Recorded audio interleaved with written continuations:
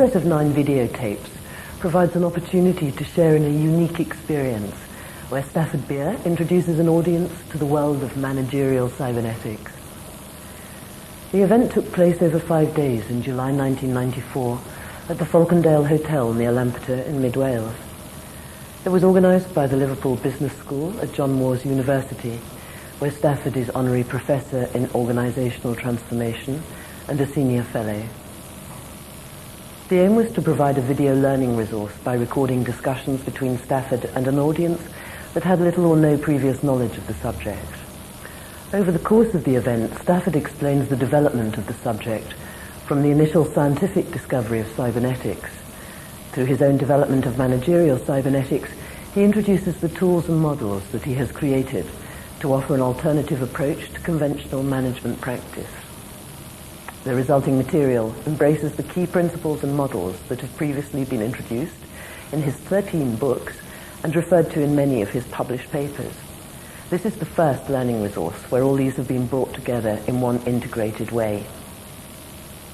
Managerial cybernetics continues to be the only available scientific and coherent account of effective managerial practice. Stafford provides numerous anecdotes, applications and insights from the perspective of practitioner, manager and scientist.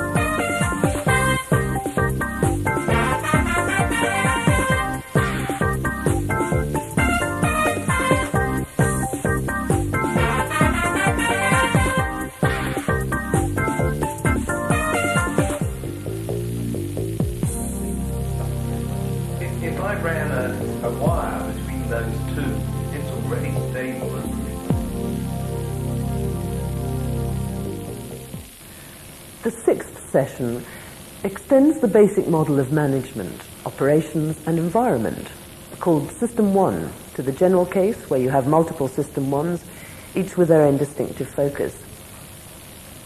Attention switches to the issue of how these need to be connected so that the whole enterprise fulfills its purpose. In his quest for a general theory of viability, Stafford argues the need to add 6 vertical communication lines to the basic model. In practice, these lines are loops of communication. Horizontal loops generate variety and vertical loops absorb variety. These loops adjust the total variety equation between the horizontal and vertical variety in order for the total system to reflect the purpose of the whole. This communication diversity contrasts sharply with the popular perception that all management communication should be sent down one command channel. Many typical situations are used to illustrate the need for and nature of each type of communication channel.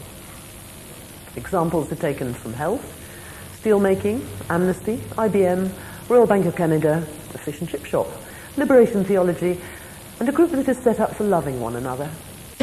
Well now, let's start. We have got, as you see, we thought that we'd make the mirror opaque because you can't see very clearly. And what we had was this.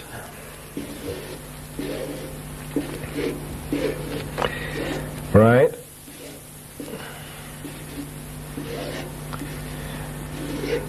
Now we put an amplifier on there and there, and an and an attenuator there and there. I should have left gaps to put that in, but I didn't.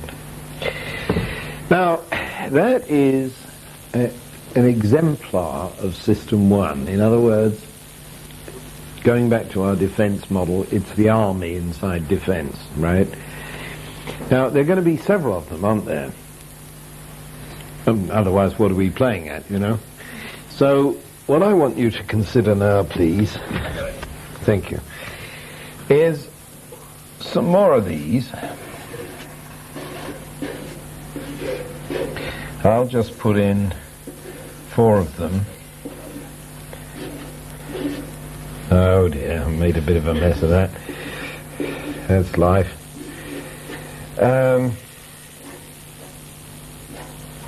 So this is a sketch now rather than a formal diagram. But you got the idea. Now, what I wish you to consider next is what's upsetting you? Karen? I didn't see it while you were drawing it. Oh, I see. Well, there it is. I'll go over here, but yeah. So all of those are that. Take it from me. So now, what I want you to consider now, we've considered how that works across there for each element of System 1. That is the whole System 1. It's got all the elements in it. In this case, there are 4.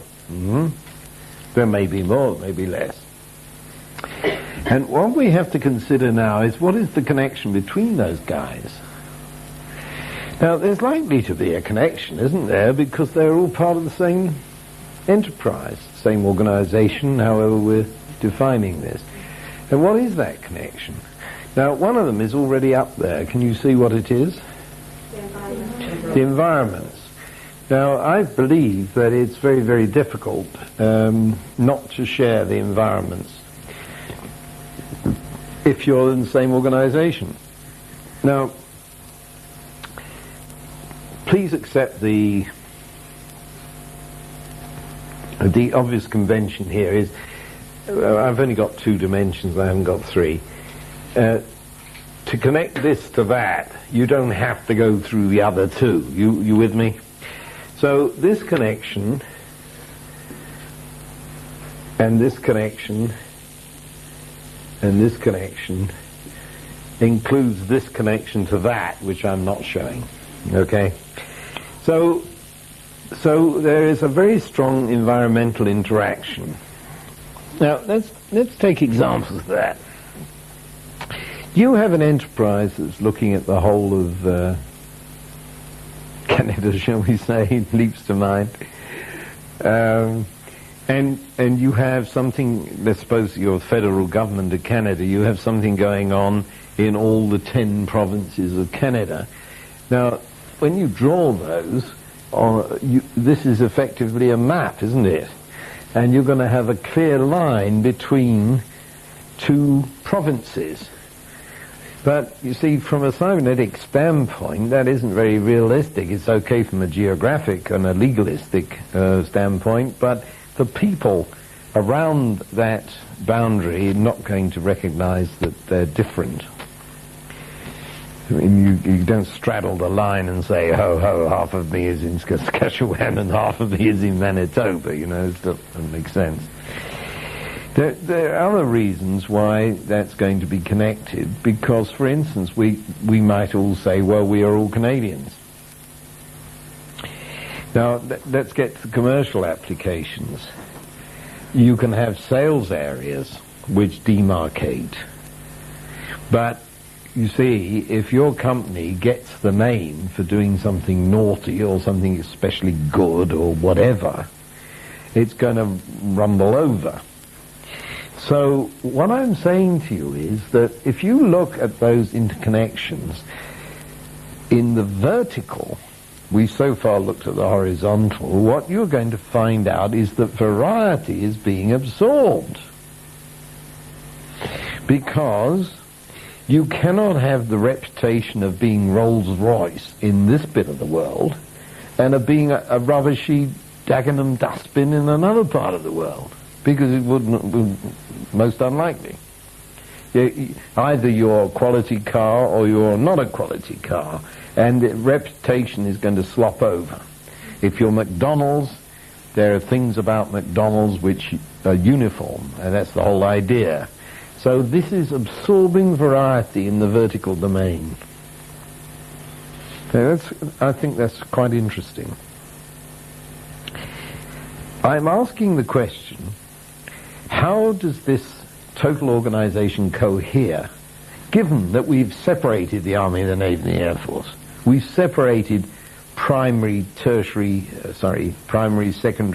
tertiary education in the education system. We've separated general practice and hospitals and clinics and whatever in the health system, but they are all part of it. And in what sense are they part of it is the next thing to investigate. Now, I've started by saying, well, their environments absorb each other to a very considerable extent. I now put to you the question, what, if anything, is the interaction between the circles? Common goals. Common practices. Common practices. Is there any? Are any of them linked? Well, that's the question I'm asking you. Sorry? Has the environment have an overlap? Well, Are any of the circles? well, that's the question I'm asking. And what I think you can immediately see, and the reason you're having a problem here, is it depends. It depends. Now, this is what I ludicrously call the squiggly line connection. It's got stuck, so everybody calls it the squiggly line, because I put that in there, you see, and it's a squiggly line. And we really do have to ask what the coherence might be in any given situation. Well, now look, I mentioned steel to you, and that's an example you can readily follow. If the top one in the circle is taking in iron ore, shoving it in a blast furnace and producing molten iron, and then it travels down the squiggly line and it gets into a steel furnace, and then it's reduced and the carbon's got out and the phosphorus and the sulfur have got out, and you've now got steel. And then that goes into ingots in the next one, and then the ingots are squashed and become all sorts of products. Lower down the line, billets, slabs, strip, you name it. Now, that means the squiggly line connection is very, very strong, isn't it? Because you know, it's causal, forgive the terrible word, you see, it's causal, because nothing happens until it's fed down. Now, if you were Unilever, on the other hand, Unilever is effectively a holding company, and it makes all sorts of things. And it used to have McFisheries. I think that's long since gone. You don't remember it, but that's fish shops. You know, nothing to do with margarine, for instance, or be a bit fishy if it were. So these enterprises are quite separate, and they are linked by the fact that they're competing for capital, for instance, from the parent company. And that's pretty minimal. And they're competing, to use a word popular in Unilever, they're competing for crown princes. These are the up-and-coming flyers who are being moved around and given ever increasingly important jobs and are going to end up on the board, you know.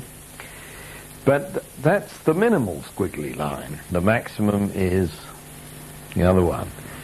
So, now we got to the squares. Have a look at that. These are the management units. What connects them, if anything? Indeed. What else? Yeah. Yeah. Yeah, well, that's going to be up the top, you see. I'm creeping up on this what I call the meta system, which is managing all this. At the moment, we're sticking at system 1. I better warn you, there are 5 systems. So we've got a long way to go. System 1 is defined, please remember, as what it is we're supposed to be doing. And that is not going to match your organization chart, because you're going to have huge departments in the organizational chart which are supportive and are absolutely nothing to do with why you're there. So the janitor's department in the school that's supposed to be keeping the school going is an accident. It's nothing to do with the purpose of the school. What are the system 1 of the school, folks? Education. Teachers, classroom. Yeah, but that's the purpose of the whole damn thing, Paddy. What is the system 1? Somebody said it. Yes, well, don't forget, you only move one set at a time, one recursion. So if you're thinking of a school, you're not going to hit the pupils. Classes. Pardon? Classes, obviously. So these are going to be classes.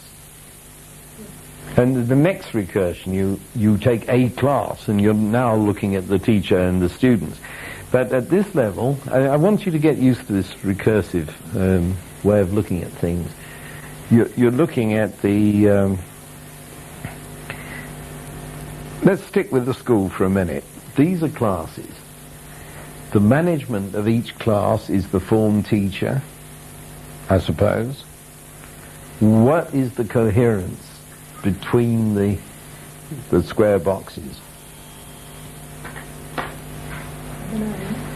Common aim, yes. Somebody said something rather like that already. Well, I want to distinguish 2 different things. And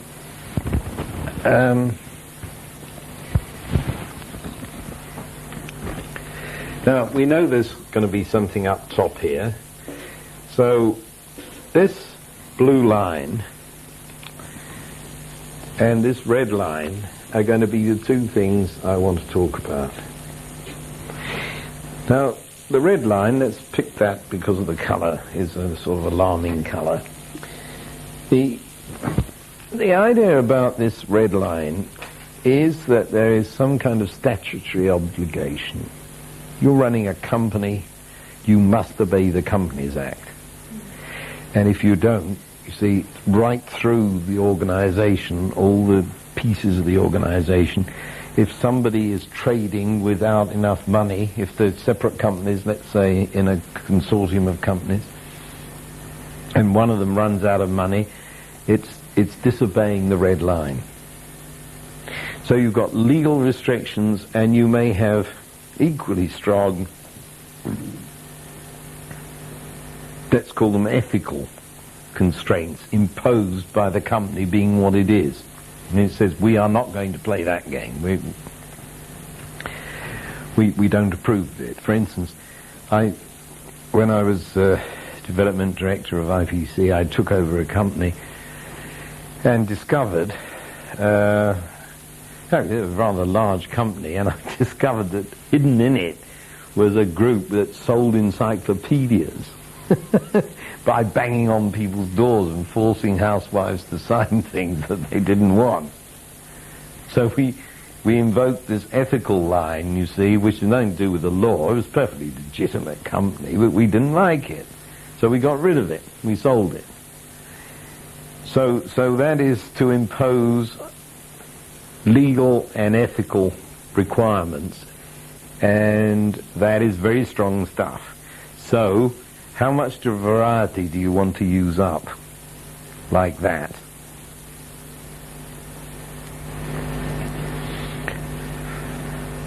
You see, if you say too much, you can't get anything done well expressed. So we're running into a very interesting phenomenon here, which has to do, to be very abstract about it, about, I'm not making signs here, just warding off the devil or anything. We have the vertical and the horizontal all over the place, vying with each other, because this one is generating a lot of variety doing its thing, and this one is saying, just a minute, don't do that, we don't like it, or that's illegal. Yeah. So that's the red line. Now, I really want you to think about this, because it is, in my book, it is exactly what distinguishes one kind of organization from another kind. Let us suppose that the group of us in this room decided to rob a bank. And we've already split up into groups. I forget who you are. You go and make a bomb. You could do that. You look after the transportation. We have to have the cars arriving at the right time, and we have to get the hell out of there at the right time, and it's got to be meticulous planning, otherwise we're all in jail together. What are you going to do? What's your group going to do? What, spend the money? Launder the money? Plan it? Yeah, well, launder the money is a good one. I mean, when you got the money, what the devil are you going to do with a bunch of bullion, you know? So all that's got to be attended to, and I'm sure you can find a job here. Planning the money? Yeah, well, yes, there's got to be a lot of investigation and tunnels dug and all sorts of things. So there we are. Now, you four groups are now these four groups. And we've all agreed that this is our enterprise. Now, how much variety do you expect to have left in your square at the end of that? You've got to run your group. You know, you three are a group, and you're in charge, Karen. How much variety have you got, given the rest of the thing? Oh, yes. I mean, you've sold it. You've all sold it. Because it's no use having a marvellous operation if the darn cars don't come. You let the show down, we're all in jail. And it's no use, etc. The whole thing is cemented together, and by the very nature of the beast, there's very low variety for each of these things. Now, take another example. Here we are, we're a very nice set of people. We decide to institute a society for loving one another. You're concerned about kids. You're concerned about geriatrics. God knows what you're concerned about. I dread to think, you see. So every subgroup is going to express its notion of what it is to love other people. And now, what is restricting your variety? Nothing. Yes, there is. Just one thing, I think. If any of you are caught hating somebody, you're out. And that's the limit.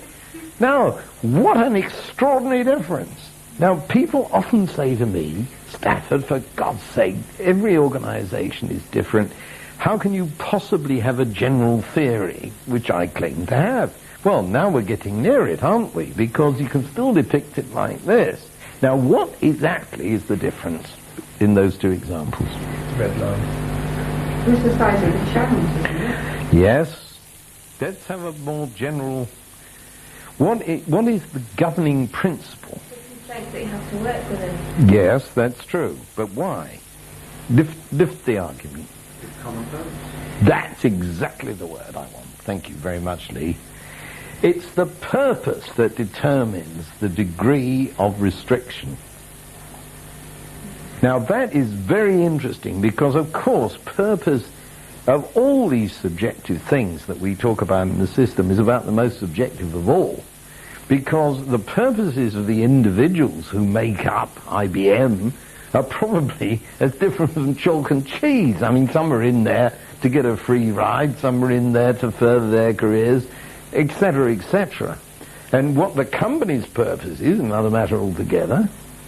And, of course, if you detect in a company that somebody is doing something that is personal to them and doesn't contribute to what's supposed to be the corporate purpose, they're going to be swung out, aren't they?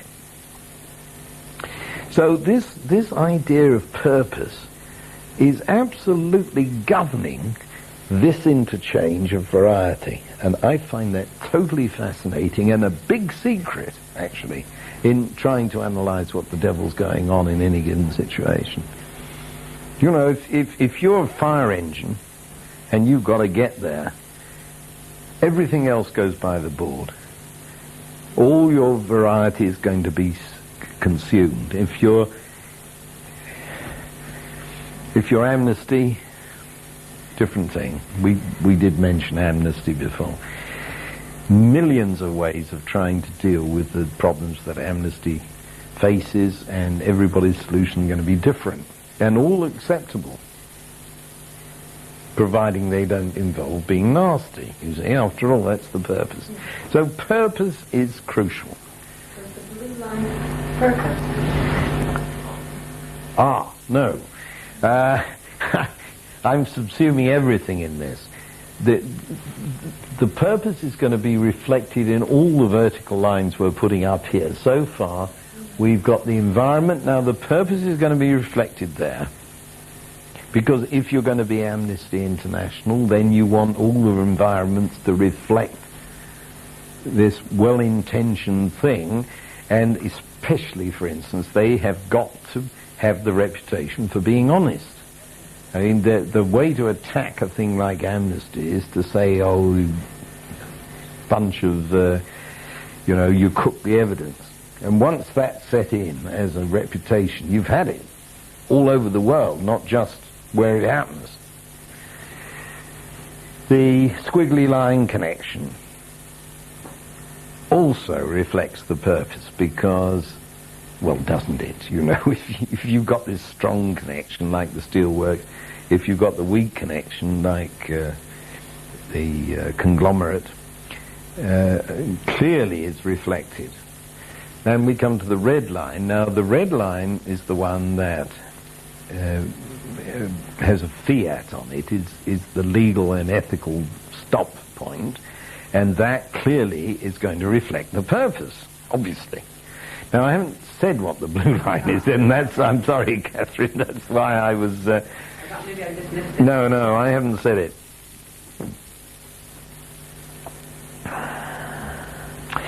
Let me say, first of all, that every line on my diagrams is actually a loop. It takes too long to put them all in, and then you can't see. Now, the blue line, because you see the red line comes down and says, don't do this, and then you have to go back and say, no, I'm not doing it, and you have to prove that. So that's actually a loop.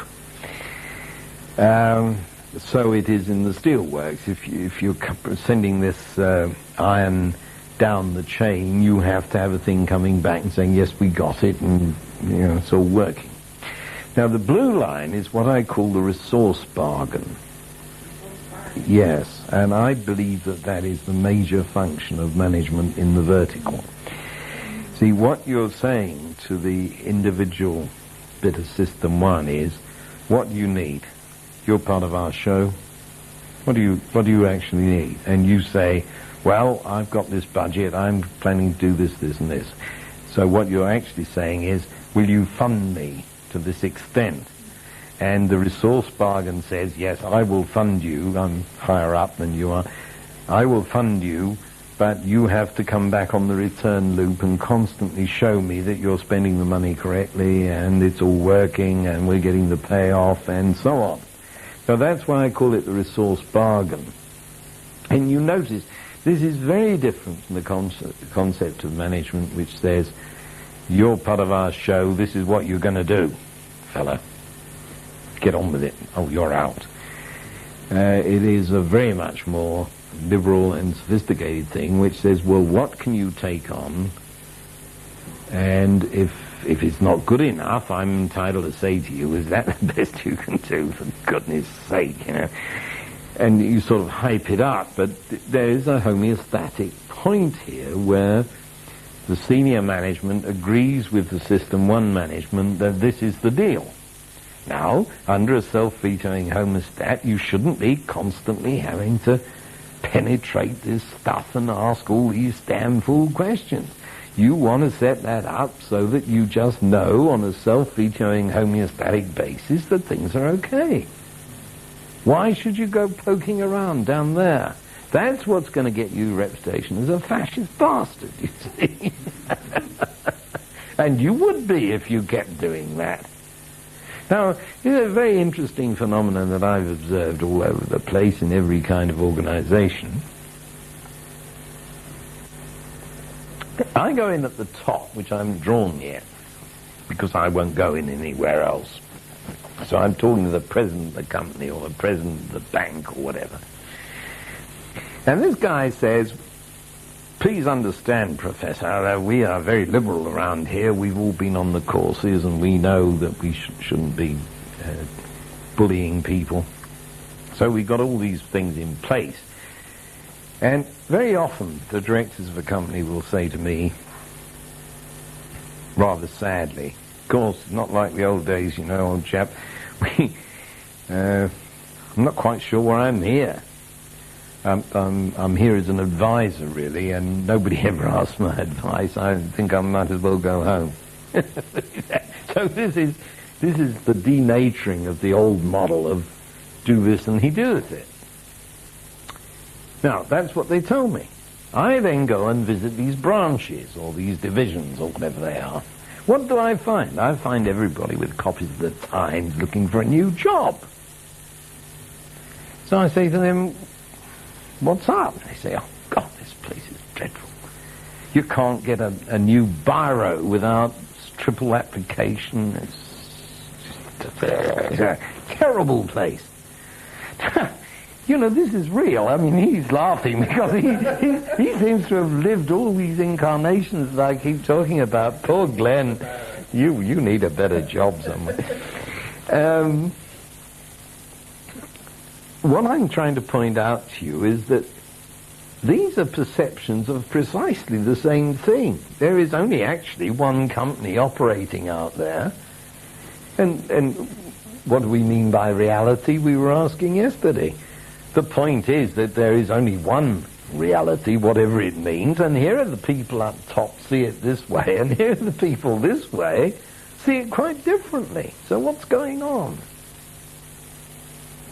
Perception is obviously very different, but what it means is, of course, that people are using up each other's varieties in ways that nobody suspects.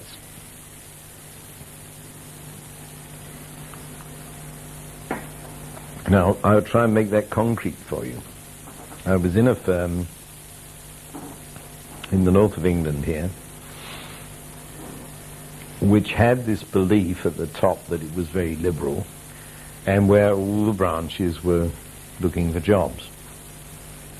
So I tried to find out why that difference of perception could possibly exist. And I discovered the following. The financial director, who was the nicest bloke you could wish to meet in a month of Sundays, sweetie pie, trying to help, had issued a thing this thick, telling everybody what to do. You see, at least that's what they thought. He thought it was a handbook of advice and comfort and so on. They called it the Bible. They actually called it the Bible, and they said, God, you can't do that, it's probably in the Bible somewhere. And they really felt totally victimized by this document, which was supposed to the sweetie pie's image, self-image, to be a nice help.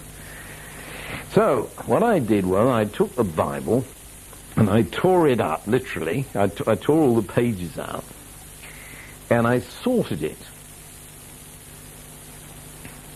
And I sorted it out to the subsystems, and I'm telling this story too early in a sense because there are 5 of them and we've only got to the first one. But I sorted it out between the 5 subsystems because what I'm trying to tell you, never mind the others, is that the only one that matters is the red line. Now, the Bible came down to about 5 pages. I printed those on red paper. I said to the financial director, publish those as the rules. Publish the rest in 4 other different colors saying that this is meant to do this is meant to do this by way of helping, and he did this, and the whole atmosphere totally changed. It was a whale of a success, that, just by talking in terms of perception. Because people don't like having their variety stolen. This is the point. And if you take away this man's variety, look at him. What did we analyze earlier? He's got too little variety to deal with the process, which has too little variety to deal with the environment. And what little he's got left are going to take away by saying, don't do that, change your shirt, you know. Well, it's totally frustrating. So you mustn't do that. What you've got to do is things to encourage the guy to use his variety and help him amplify it. Otherwise, you might as well put a switch in there. You know, just a switch, a little computer which says, in these circumstances, do that. And if you're going to use a human being with leadership quality, with the ability to react and adapt and so on, you better let him rip. If you don't, you're nuts. And that's part of the trouble with things like the church and the army, which have come up before in our discussion, because nobody dares. And when they dare, things go badly wrong. Look at liberation theology and what happened to that. Some of you must... I think that was correct. No? Oh. Has nobody heard of liberation theology? Of course you have. No? No? Pardon? Permission to hit this fellow, okay. Well, it came out of Latin America because the whole of Latin America is strongly Catholic, or alleged to be, but nobody actually gets married, and, you know, it's all very relaxed down there. In fact, the way they handle marriage in the family is absolutely wonderful, I think. They don't really... I don't think many people are actually legally married, and they have children, and they pass the children around, and the little community handles the whole situation, messes with this variety perfectly happily. And the role of the priest is not to go around saying, how dare you, you're living in sin, as would happen over here. He goes around saying, bless you, you know, you're doing a good job. Very different. So the liberation theologians, care to put a name forward? Romero. Yes, well, Romero, yeah, well, he was shot for his pain. So, Paulo Freire, I suppose, is the most famous of them. Anyway, this bunch of people started putting together a formal theology to account for all this, and the Vatican sat on it, you see, because... And this was a very bad tragedy, I think, because that was a real growth point in the church that looked very promising. And of course the Latin Americans carry on anyway, they don't care. But the spin-off in the more anal retentive part of society in Europe has been not been good at all. Yeah. So, we now have in environment, that's one line. A squiggly line, that's two, and we've now got 3, 4. All of which are cohesive to the organization, given that these things we perceive to be separate for some reason in our analysis. Now, what is the 5th line? It's not there. Now, you know, many funny puzzles say, you now have enough information to solve this problem. You know, those jokes, those puzzles. You have enough information to tell me what the extra line is. It's not on the diagram. How can I get this out of you? What's the connection between the red line and the environment? No, we're just talking about this crossover. There is a missing vertical line, not a connection. Look, we have been talking for some minutes about the generation of variety this away and the containment of variety this away. Now, how do we know they're going to balance? Because the theory, the law of requisite variety, our whole notion of homeostasis says they must, doesn't it? I mean, that is the masterstroke, that all that is going to be in balance. Well, how do we know it is? The channels connected by which the channels that the information is passed through, are they connected? Which channels? Channels between We've got a lot the on there. environment and the product and the management. So that's the horizontal, what I'm calling the horizontal, you see. Now I'm saying there's something missing vertically that will match the vertical versus the horizontal in total. Yes, now we're getting near it. I'm going to add a line to this. I wonder if I can find... Yes, there's green there.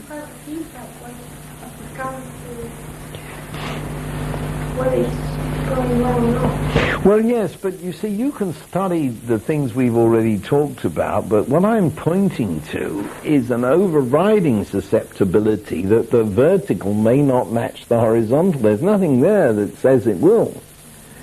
I mean, with any luck it will, because you're doing all the right things. But supposing there's something left over. Now, excuse me, this line, which I'm putting in green, is there to accommodate any excess. This is to say that if the horizontal variety is greater than the vertical variety, you're going to get out of balance. And I want to put that line in to pick it up and correct it. Now, I'm really stretching you here because I'm asking you to make it a hugely abstract judgment. But the interesting thing is that you go out into the so-called real world and you find this green line all over the place. And I want you to try and see what it is. Let's take the simple example. Simplest example is an ordinary little business that does things out here, you know, it makes some things or whatever. And there are all its lines. And we want to know... I don't want to feed you too much. Will anybody... I mean, I will if I have to, but somebody say something. What Patrick was saying, that it is your feedback in the fact that it's telling you are things in balance, are things right. Right, that's true. That's true. Now, that's true. So please work at that in your mind. If you're talking about excess, perhaps it's the amount of stock you carry. Mm-hmm. You produce too much. But that would only be... That would only deal with stocks. I'm trying to be very general here about this disbalance. There are things we do in a business which are exactly the green line, and I want you to try and realize what it is. An assessor to that's not actually involved. Like a great deal. An explanation. Yeah. An appraisal. Like a union. No, this is part of the system. It's part of the system. Is this something that will come into the system but will be held and used later? Could be. Can't be absorbed right now. Could be. Like an audit. The second time you got the exact word I was looking for. It's the audit. It's the thing that says, you see, if one of these guys is running amok, then there's going to be suppose one of these square fellows is making off with the funds, you know. He's a crook. How are you going to catch him? This rest of the system is not going to catch him, the one we've described, because it's working on the assumption that everybody's in this game together, not that somebody's going to go mad. That means that there's a whole bunch of variety going on in his strip of the horizontal system, and you've got to catch it. So the audit is supposed to catch it. But the thing there was mentioned by somebody that it needs to be an independent, I think they called it assessor rather than audit. It needs to be an independent assessor. Well, it might be. You see, I already said yes, maybe, you see. Now, it can be an independent, but it can be internal. You can have internal audits. And of course, it's not just money. It could be a green audit or Absolutely. Absolutely. Absolutely that. It could be anything that's going to pick up loose variety, is the point. What if the auditor came from the management, from the square box, and it's a square box who creates negative variety, and they wouldn't say this is negative variety, and they would be solicited. They wouldn't say what, sorry? They wouldn't say, if they were the ones that were Yeah. in the first place, they're not going to say that they were corrupt, they'd just carry on making it look like They'll do their best. But the point of the audit is to catch them. But if they're doing the audit, or someone from Oh, no, look, the green line. If one of these people is running amok, the green line's coming down from upstairs. They're not in control of that. Yeah, but what she's saying is the person from the green line doing the audit, they could be corrupt. Oh, they could be, yes. You can buy anybody off in the limit. But what we're looking at is a structure that's supposed to work. So these kind of policing activities are supposed not to be corrupted. They may be, and we can examine all the consequences of that, and there's plenty of it going on, obviously.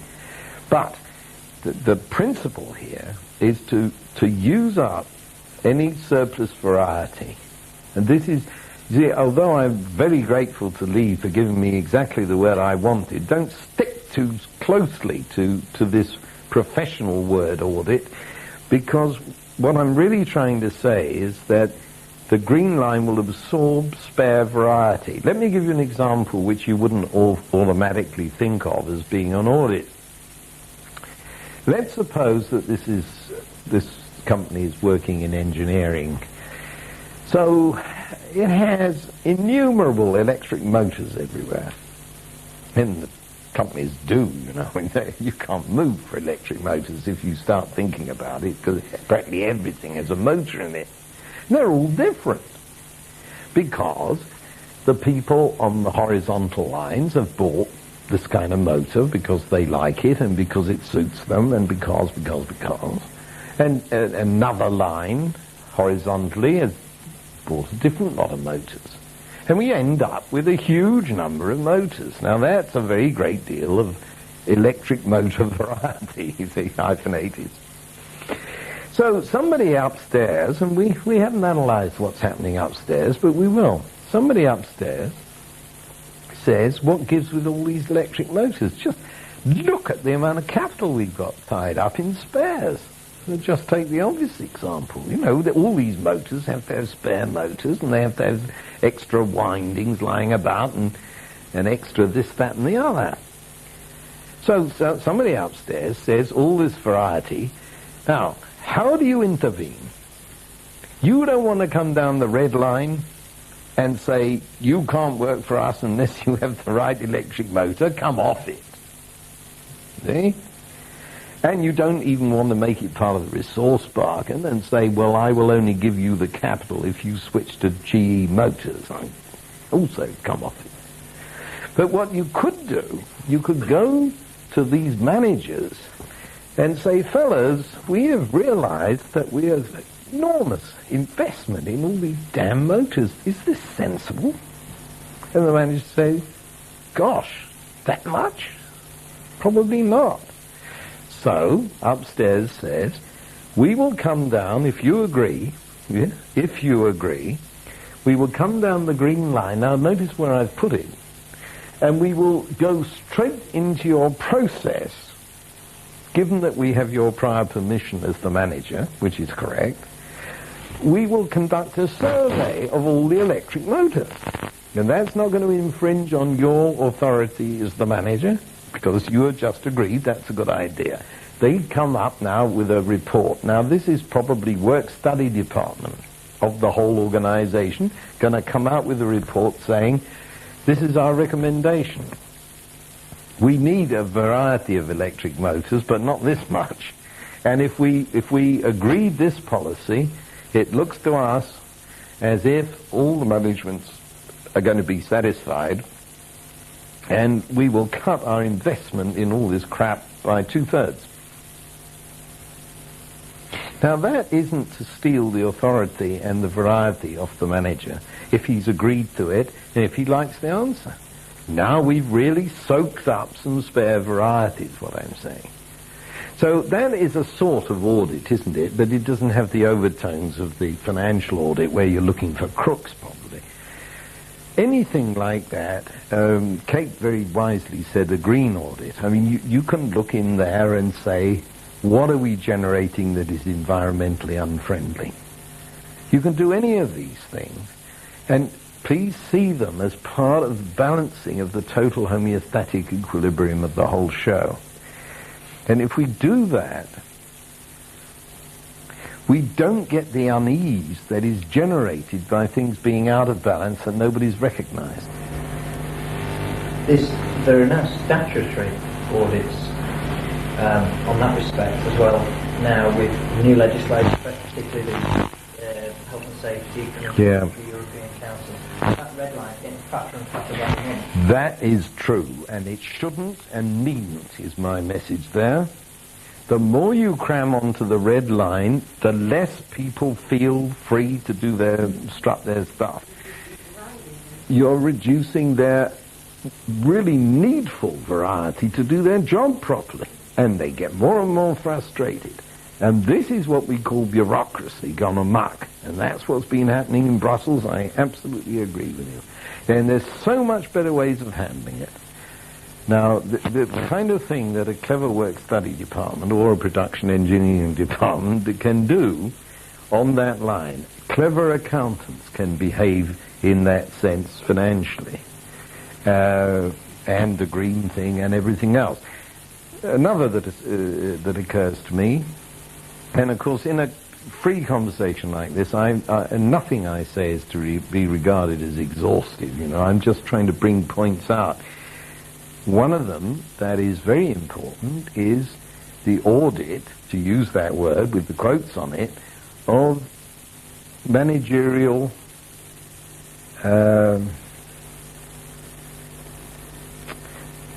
management succession, can I call it? We have to look to see if anybody's coming up and how we're training them.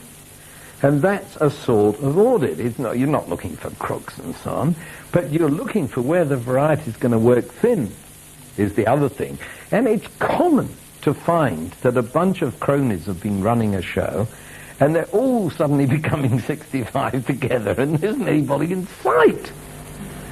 You see, when a lot of companies run an appraisal system for their employees. They do, and that's it. That's the green line. Yeah.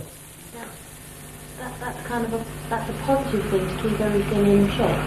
But if the system starts going wrong, and if you use in the opposite way, say in the form of a union, I'm thinking of education particularly. You said about that book that you found in that firm. Well, it's like the national curriculum, isn't it? It is. It is. Quite happily doing their job, and all of a sudden they get landed on their desk a 10-volume escapade. All right. What they're supposed to do, but not actually turn out. Well, I totally agree with you, and Mr. So that comes through the red boxes, which use head teachers in each establishment. Yeah, and it shouldn't, of course. With the teaching staff, who then revolt and almost push back up that green line. Yes, that's right. Because there isn't an effective audit system either. It's absolutely true. I think that's nice analysis. Absolutely true. Absolutely. Now you understand why you're frustrated. Now, you see, people who don't... Sorry. Why can't they go back through the square box? Why have you got time to Well, that's a very interesting question, isn't it? You see, the square box route, this one, is an attenuator by definition, because the management haven't got time. This manager hasn't got time to go and count his electric motors. Let's go back to that example. The Central Work Study Department, given permission to walk into the works and count electric motors, can do so. And it has a project and it's got its technology in place to do that. That's just fine. Now, always you must get permission.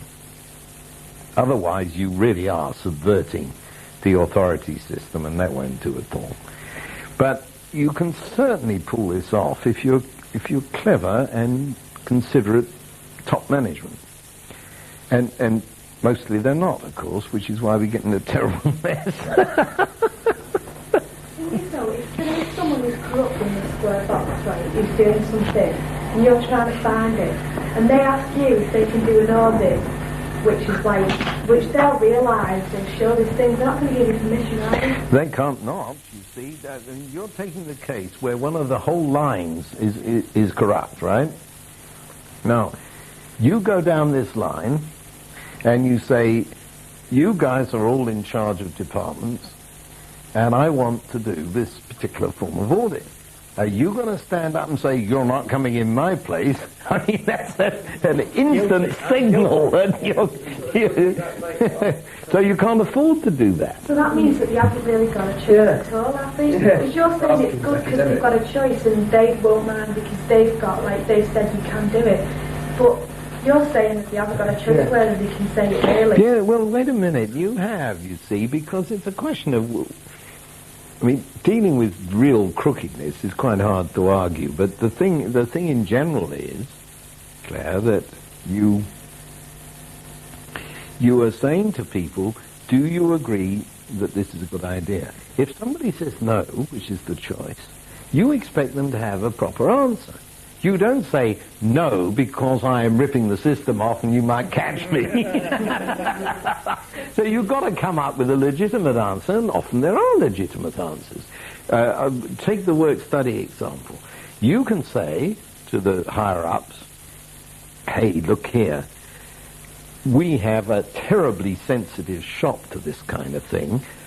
We are in a very, very difficult union situation where people are paranoid. And if you come in here and count our electric motors, which you think is harmless, that's going to be read as management interference, and we're going to have a strike. Now, that is an acceptable reason for not joining in, isn't it? Now, if people are actually crooks, then it becomes very interesting how you're handling the variety. Now, I was called in by the Royal Bank of Canada to look at their security system. I spent one day doing it and resigned the contract. I said, God knows, this thing is like, you've got to drive a coach and horses through this thing, and you all seem to think you've got a clever system. I won't be responsible for this, and I didn't. I wasn't.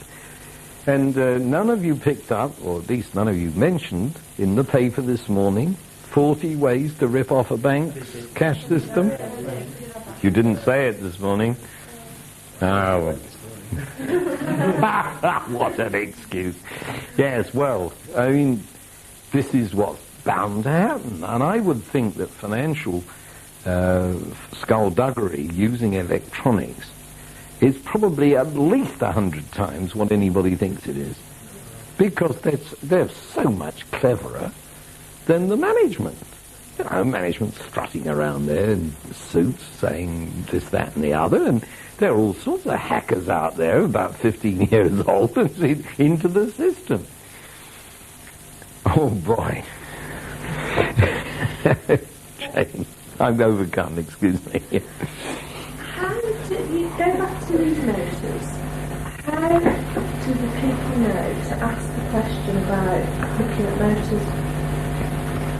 Well, somebody, probably, I'm often criticising accounts departments, but probably somebody's noticed the amount of capital that's tied up in the spares, you see. And they say, do we really need to tie up all this capital? So it could be any building and organisation? Oh, yes. This is why I'm so interested in the Green Line. And I will give it a name later, but I've got ahead of myself and I can't give you the name. It's System 3 Star, and we haven't even got System 2 yet. So this line, I want you to recognize, because it balances the whole thing, is in many ways the most interesting thing, because you see, people are willing to talk about audits, that's a word they know. They're willing to talk about work-study department, they know about that. They are absolutely incapable of discussing the residual balance of variety in a homeostat. because they don't know what the hell you're talking about. But that is what the Green Line's about. Now, I have written all these books. There are people in universities all over the world teaching that the Green Line is the audit channel and reifying it, I gave you that word yesterday, turning it into something solid. Raise the thing.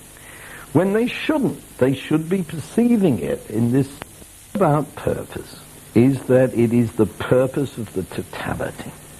And it pervades everything. So it's not a question of the Green Line having purpose. The organization has purpose. The attempt to give a mission statement is an attempt to say what that purpose is, and we've already seen why that doesn't work. What is really going to determine the purpose is the ethos that the top management manages to create in the place.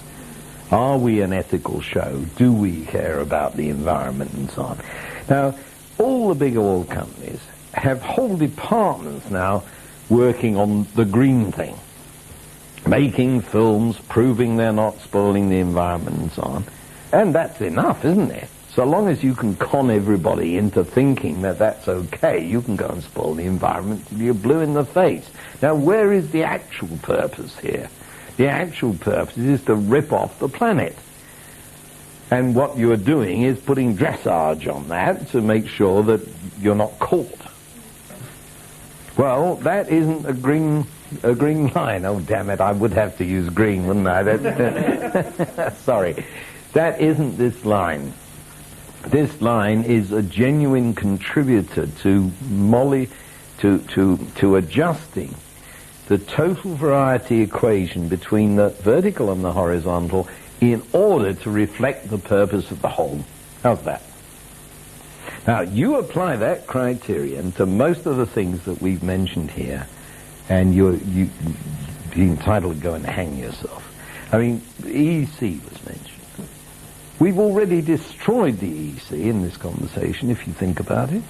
Everything they're doing is precisely wrong by these criteria. Gotta be. They're using the red line when they should be using other lines. The sense of purpose is all over the place. You've got Britain opting out of the social chapter, which is lunatic. And yesterday's paper is saying we're going to suck them back in, which probably give them Major a purple fit. I mean, this is no way to run a fish and chip shop, never mind the whole of Europe. By the way, I meant to say yesterday, and I didn't, the number of variables in the black box of running a fish and chip shop is greater than generates variety, and I've tried to prove this, greater than the world's capacity of computers to deal with variety. Now there's a thought. You know, variety is one hell of a thing. It just proliferates all over the place. And our job in management is to contain it somehow or another, without being fascist bastards and without being silly and allowing the individual in our organization to blossom as a person. We've no idea how to do this. The whole of Western society is now in glut with trainers who are trying to do this kind of thing, and enormous salaries, I note. And they're providing nostrums and putting people through courses.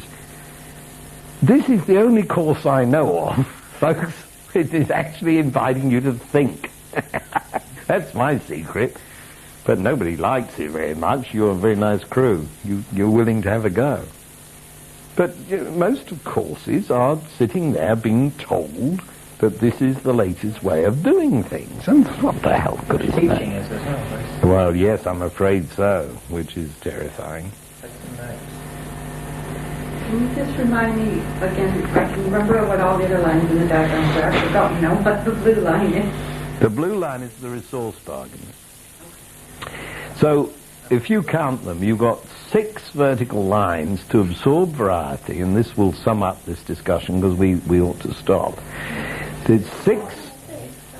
We're missing one.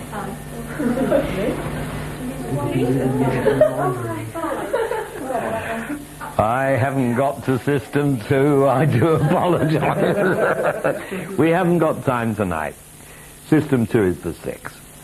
Forgive me, just put that on the slate. I'll deal with that in the morning. Yes. These lines, which are 5 at the moment and will be 6, are ways of absorbing variety, and most people's perception of management is it's all on the red line. No wonder then that people are looking for jobs. Right? Can we close on that note? It's powerful. So can I just ask you what is she It's not really a very important thing, but just so we know, is it always the blue line and the red line? No, it's what I had to hand. Oh, I just wondered if that's what they would call it. No. I ever talked to anyone about cybernetics and I did the blue line. No, it's system...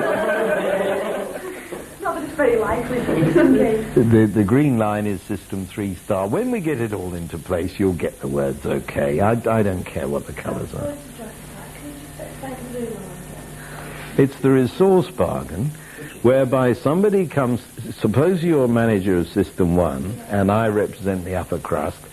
I am saying to you, Jane, what do you need to make your department effective? And you say, well, I've got to have a new computer and I need 6 more staff and so on. And here's my budget.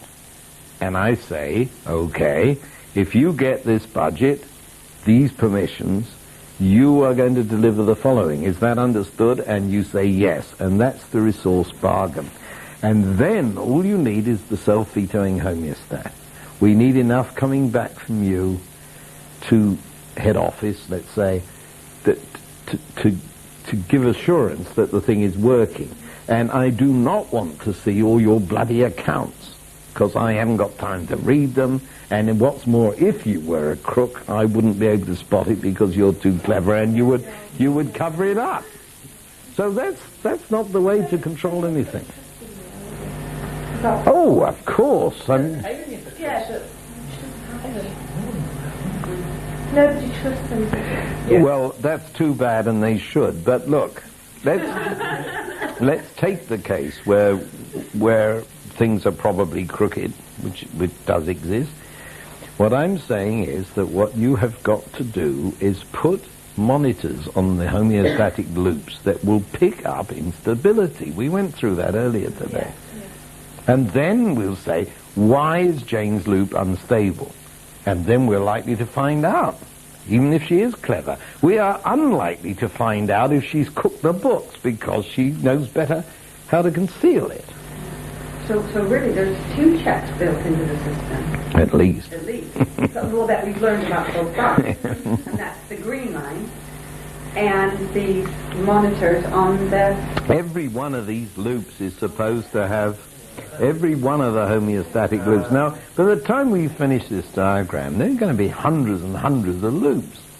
And you can't examine them all, you see. You've got to have little signals, like President Sanguinetti's bus tickets.